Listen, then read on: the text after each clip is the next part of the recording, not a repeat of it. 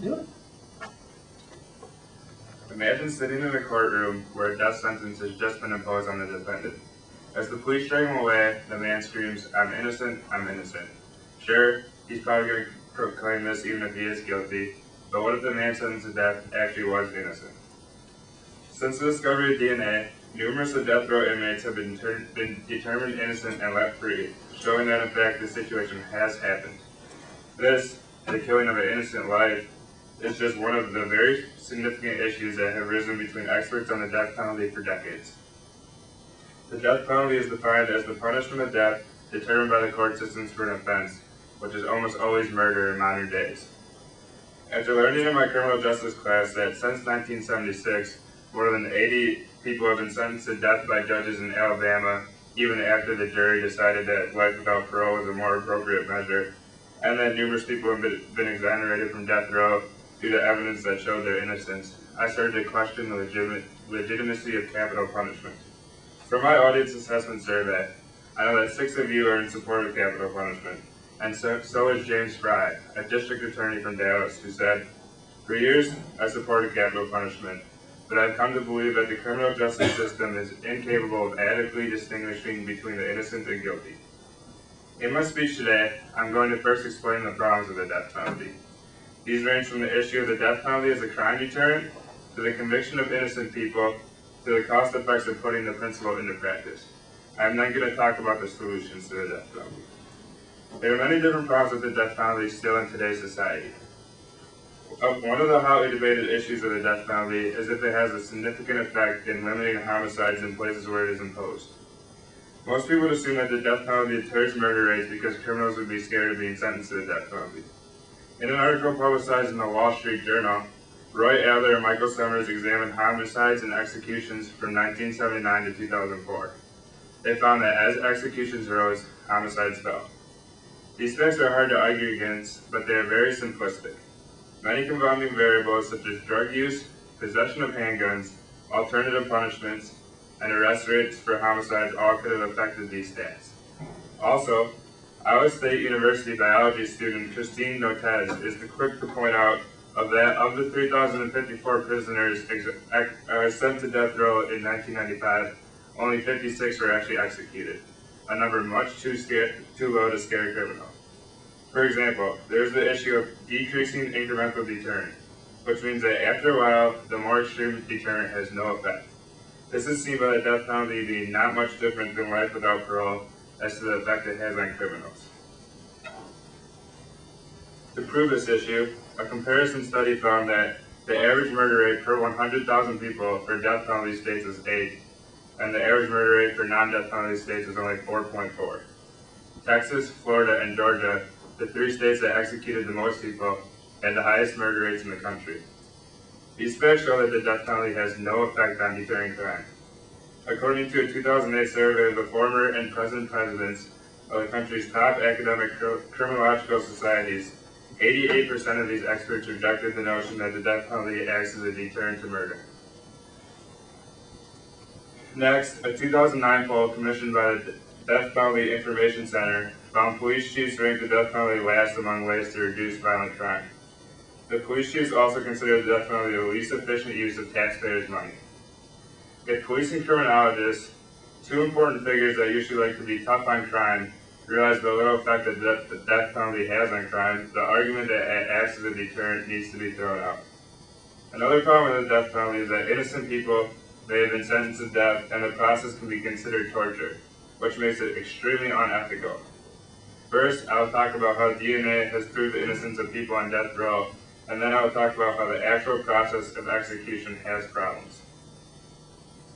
Before the advances in DNA and technology, the question of whether an innocent person has been sentenced to death was a moot issue.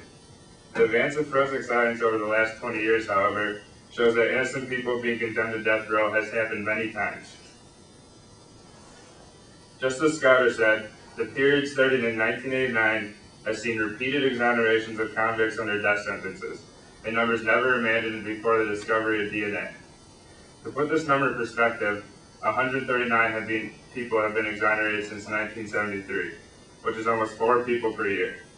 The total number of executions since this time is 1,233, proving the chance that a wrongful execution has happened is most certainly guaranteed, especially for the executions that took place prior to DNA evidence. For the convicted that are not exonerated, many problems with the process of the death penalty arise. Although some believe that the death penalty is quick and harmless, this is not always the case. According to the Death Penalty Information Center, in 2009, an execution was stopped after 2 hours of stabbing failed to find a suitable vein.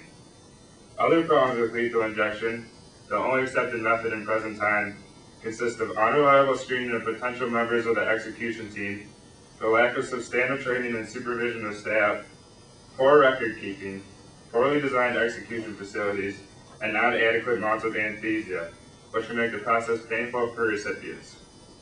7 of you in the audience that said that you were somewhat confident or very confident that each person sentenced to death was guilty of their crime. These stats show that in fact this is not the case.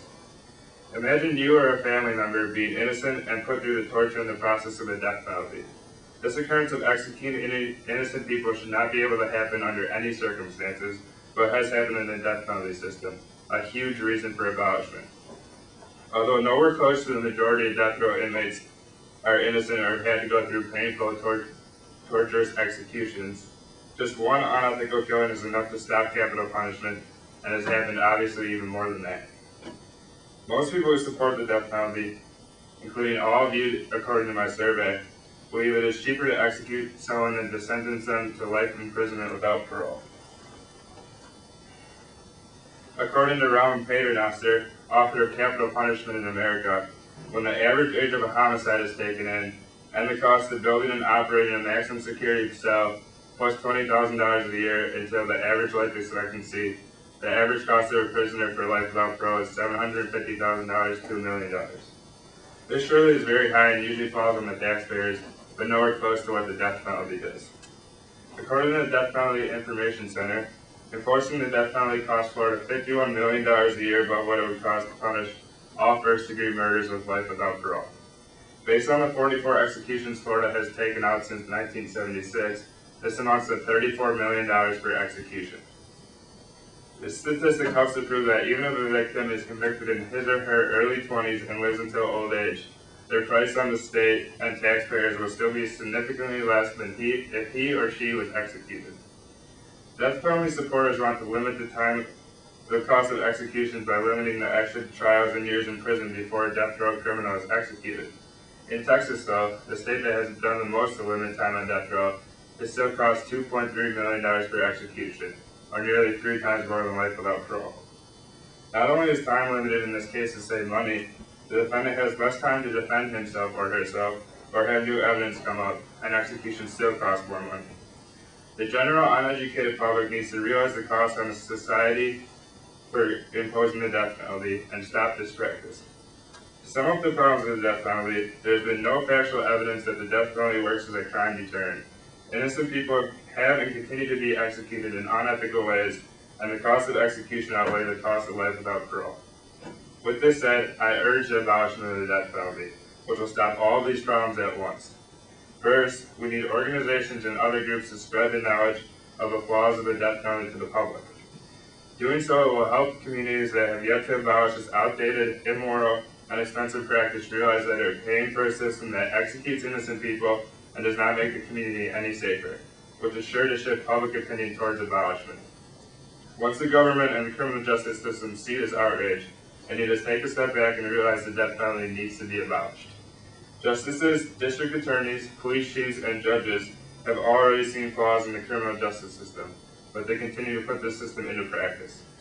With public opinion swayed highly towards abolishment, and there being no supported reasons to keeping the death penalty, it will be abolished and everyone will benefit due to the lesser toll on taxpayers as the community is just as safe.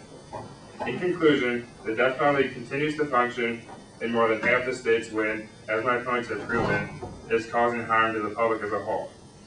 No logical person would support a cause that has executed innocent people, not made the community they live in any safer, and that still costs them money for these two things. For further proof, just look around the world. Of all westernized countries, the United States is the only country to still currently impose the death penalty. Even for those that argue the justice factor, Victims of murder do not have to go through the torture that death row inmates often experience. Overall, every reason people support the death penalty has a stronger, more established evidence going against it. So in the end, I ask you to change your ways, your views, and spread the word of the inconsistency of this inhumane punishment.